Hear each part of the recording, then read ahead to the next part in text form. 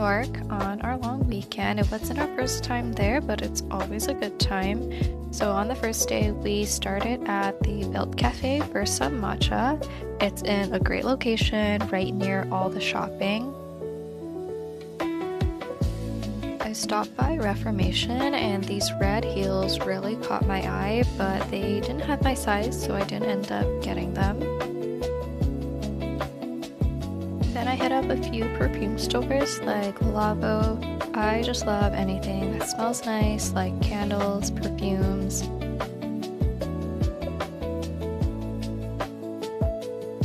For lunch, we had omakase. I honestly forgot the name of the restaurant, but it was close to Central Park and really yummy.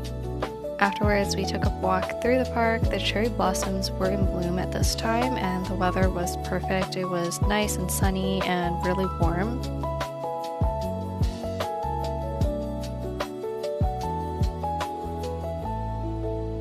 We did end up stopping by Graf afterwards because I wanted to try on a specific engagement ring. I did want to hit up some more stores, but they were all closed by the time we were finished.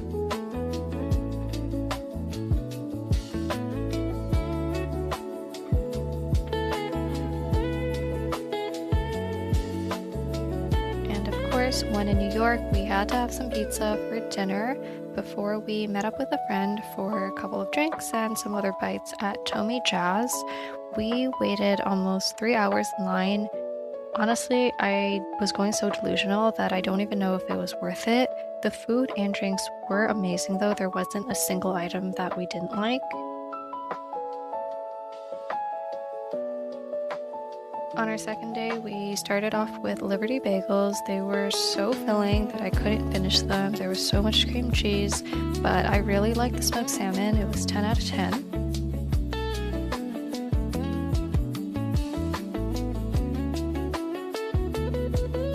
We did walk across the Brooklyn Bridge, but the weather wasn't really good. It was cold and windy from the bridge, but the view from Dumbo was really nice. It was really crowded. A lot of people were trying to take pictures. Lunch was at Raku. I've been to the Toronto location before, but not the one in New York.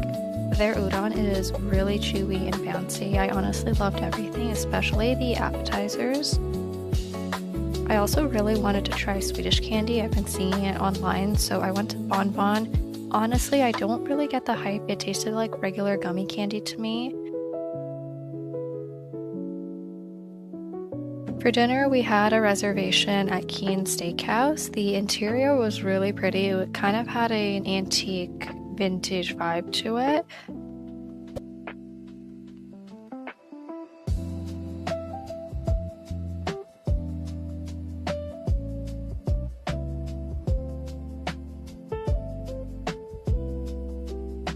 This was our third day, our last day in New York. I feel like New York's always so overstimulating, even if it's so similar to Toronto but different at the same time, and very different from San Francisco, where it's a lot quieter.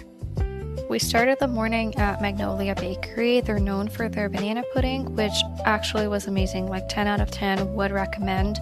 And this is coming from someone who hates bananas. I won't eat anything with them, but this was so good that I went back for seconds. I even learned how to make banana pudding at home so I could keep eating this because it was so good. Today we did a lot of sightseeing, mostly tourist attractions. The thing is, I've been to New York a million times growing up because it's really close to Toronto, but I don't remember it very well. And thankfully the weather today was beautiful. It was sunny and not windy, thank goodness. The next thing we did today was probably my favorite part of the entire trip. We saw the Stranger Things musical, the Broadway musical. I was totally nerding out. I've actually never seen Broadway before, so this was my first time. And if you follow the series, you will know that they only show this specific part of the storyline in the musical. The effects, the acting, everything was perfect. And even today, I still talk about it and I tell people that they have to go see it. Since this was our last day, we had to end off by heading to the airport. There was some decent food at the lounge, but it is lounge food, so it's not the best thing in the world. I was actually pretty excited about this flight because this was the best domestic business class I've ever been on.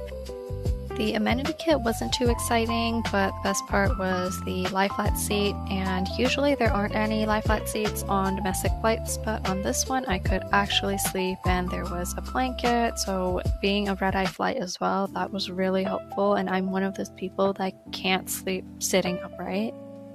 The flight was about 8 hours long. The food on the plane was just okay. I'm not the biggest fan of airplane food, even on business class or first class.